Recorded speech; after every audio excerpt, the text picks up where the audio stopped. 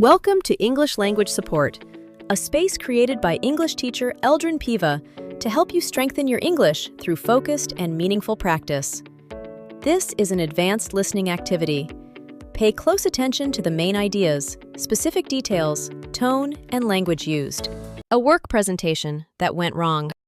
I still remember the morning of that presentation very clearly.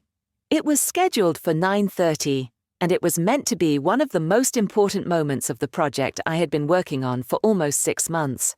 The presentation was taking place in our main conference room, and around 15 people were expected to attend, including 2 senior managers who rarely joined internal meetings. I arrived at the office earlier than usual, just after 8 o'clock, mainly because I wanted time to check the equipment and go through my slides one last time. Everything looked fine at first. The laptop connected to the projector without any issues, and the slides appeared exactly as they had the night before. Feeling confident, I spent the remaining time reviewing my notes and rehearsing the opening section in my head. Things started to change a few minutes before the presentation began. As people entered the room and took their seats, I noticed that the projector image suddenly froze. At first, I assumed it was a minor technical delay, so I tried to stay calm. However, when I restarted the system, the screen went completely black. By that point, it was already 9:35, and everyone was waiting.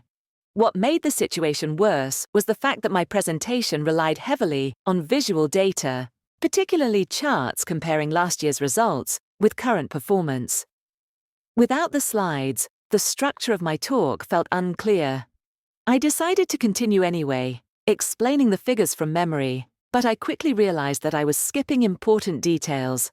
I could sense that some people in the room were confused, especially when I moved too quickly from one point to another.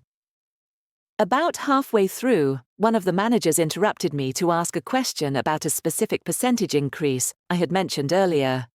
I hesitated, not because I did not know the answer, but because I could not remember the exact number without seeing the slide.